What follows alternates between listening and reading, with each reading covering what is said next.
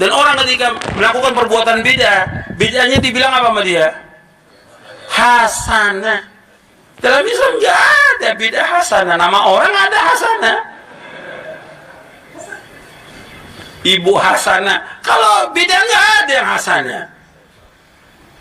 Nabi bersabda apa? Kullu bid'atin dhalalah wa kullu dhalalatin finnar. Setiap bid'ah itu sesat. Maka baca hadis itu mesti keseluruhan. Tidak cukup baca hadis sepotong-sepotong. Karena kalau baca hadis sepotong-sepotong, pemahamannya juga parsial. Apalagi baca hadis potong atau sebagian, lalu menganggap bahwa kalau tidak ikut hadis kecuali yang diketahui itu, maka dianggap kita sudah ingkar kepada Rasul. Belum tentu. Kenapa? Hadis yang sampai ke Rasul ini memang sesuai yang kita maksudkan. Tapi ada hadis lain yang perlu kita ketahui, rupanya bisa menjelaskan hadis yang kita maksudkan. Karena ada yang tren belakangan ini, kata Nabi, kullu muhdatsatin bid'ah wa kullu bid'atin dhalalah. Sudah lupa, Ustaz. Bahwa dianggap setiap yang baru adalah bid'ah, setiap bid'ah adalah sesat. Jelas perintah Nabi begitu. Lalu kita ngeyel bahwa ada yang bid'ah hasanah, lalu ada bid'ah sayyi'ah. Padahal Nabi bilang seluruh yang baru itu sesat. Kullu muhdatsatin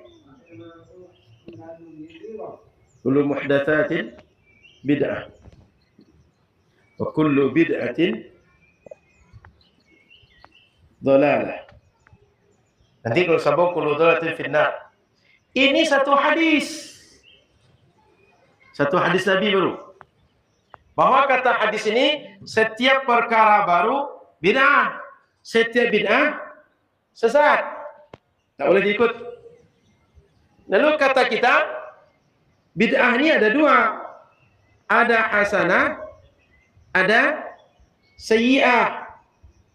Sehingga seakan Rasul bilang semua bid'ah, kita bilang sebagian bid'ah. Berarti ketika kita bilang sebagian, Rasul bilang seluruhan, kita enggak patuh pada Rasul. Ngerti? Kan lain nih. Kata Rasul seluruhnya, kata kita sebagian. Berarti kan enggak sama. Rupanya yang sebagian ini tak sekedar dipahami dari satu hadis. Ada hadis Nabi yang lain. Pernah saya kaji di sini. Hadis contoh satu, man sanna fil Islam sunnatan hasanah. Itu kalau lupa nanti tengok di channel Nur Fajar online. Ini pernah saya bahas di sini. Ada 3 pemahaman dari hadis ini. Man sanna fil Islami sunnatan hasanatan. Ini setiap yang baru bid'ah. Setiap yang baru, ini poinnya. Setiap yang baru. Di sini man sanna disuruh membuat yang baru. Kalau ini melarang membuat yang baru, ini menyuruh membuat yang baru. Ulama hadis menyebutkan bahwa man sanna fil Islami sunnatan hasanah ini ada 3 makna. Satu, membuat sesuatu yang betul-betul baru berdasarkan istimbat, kajian Quran, hadis, ijma, pokok dari syariat. Yang kedua, menjaga sunnah maknanya. Yang ketiga, menghidupkan sunnah yang sudah mati. Maksudnya orang sudah tidak lagi melakukan. Tidak mau lagi orang melakukan sunnah itu. Oleh kita kemudian kita hidupkan kembali sunnah itu. Ada 3 makna. Berarti satu melarang buat yang baru, satu menyuruh buat yang baru. Menurut Bapak Ibu, mungkin nggak Nabi bertentangan dengan dirinya? Mungkin nggak Nabi membantah diri Nabi sendiri? Mungkin nggak Nabi kontradiksi dengan diri Nabi? Karena tidak mungkin itulah maka ulama menggabungkan. Tidak mungkin 2 hadis yang menyampaikan sama Nabi. Tidak mungkin Nabi bilang jangan buat yang baru, sudah itu suruh buat yang baru. Maka situlah kata para ulama, jangan buat yang baru yang tak sesuai dengan syariat. Buatlah yang baru yang sesuai dengan syariat. Disitulah maka ada istilah bid'ah hasanah, bid'ah sayyi'ah. Paham?